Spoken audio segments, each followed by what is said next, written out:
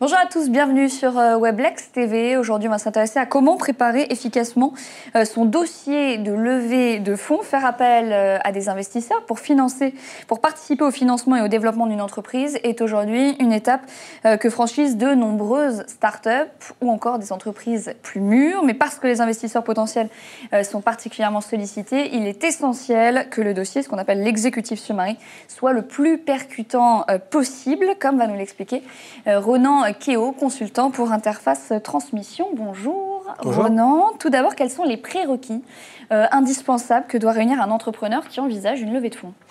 Alors, lorsqu'on envisage une levée de fonds, qu'on soit start-up, comme vous l'avez dit, ou dans le développement avec un projet clairement défini, mais une entreprise qui a déjà un vécu, ça présuppose que le projet est finançable et qu'il doit être mûr. En fait, il doit être tout simplement mûr.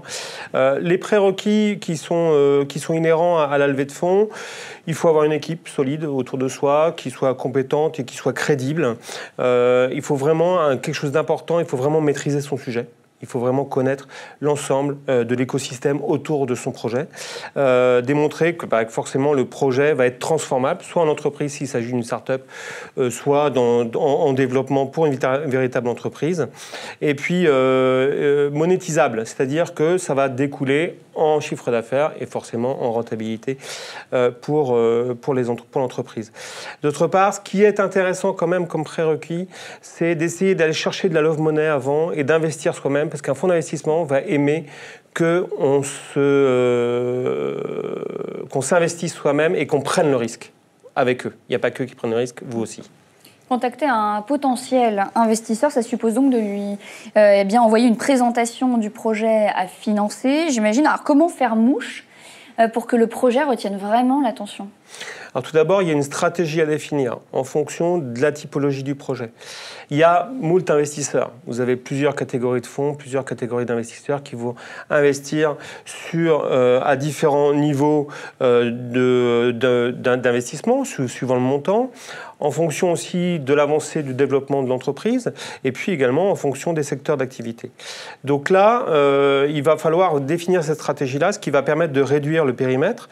Et puis, avant d'aller les voir, on va créer un executive summary, qui est un dossier de présentation, et qui doit faire ressortir tout l'intérêt du projet. Il faut faire attention, parce que les investisseurs, surtout sur de l'amorçage dans les startups, reçoivent pléthore de projets par jour.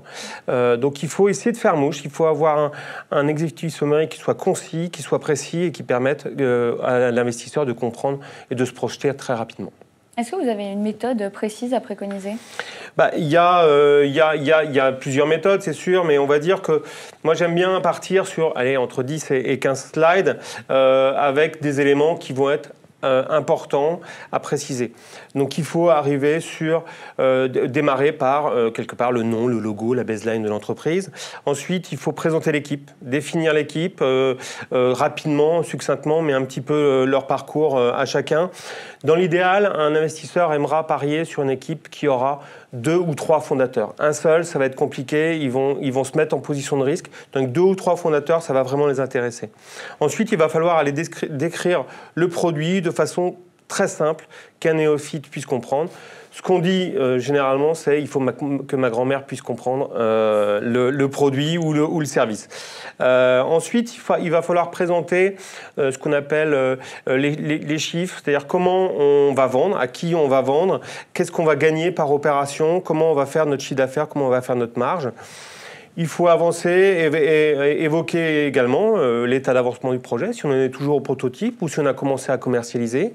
Ensuite, il faut faire un topo justement sur ces chiffres-là, c'est-à-dire que si on a commencé à commercialiser, combien on a engendré de revenus, combien on a de clients, évoquer justement, c'est démontrer que il y a des clients qui sont capables de payer pour notre produit ou pour notre service. Et enfin, démontrer également la taille du marché, la concurrence, et puis pourquoi pas potentiellement un développement à l'international. On finit par le business plan, par les chiffres en fait, et le besoin de financement qu'on vient chercher. Et après, que se passe-t-il ? Et que se passe-t-il? Une fois qu'on a défini l'executive on va contacter les investisseurs, on va essayer de prendre des rendez-vous avec eux. Et lorsqu'on a pris des rendez-vous, c'est qu'on les a intéressés, c'est que le projet a été intéressé. L'étape suivante, l'investisseur va faire ce qu'on appelle des due diligence. C'est un audit, en fait. Il va essayer de percevoir, de rentrer au maximum dans le dossier et de percevoir s'il n'y a pas quelque chose qui se cache et si ça confirme, en fait, leur intérêt. Après, on va passer devant un comité d'engagement. Et puis, l'idée, après, ensuite, c'est de signer ensemble. Il y a une lettre d'intention. Et puis, on va aller sur le pacte d'associés pour définir les relations entre nous. Merci Ronan. À très bientôt sur Weblex TV.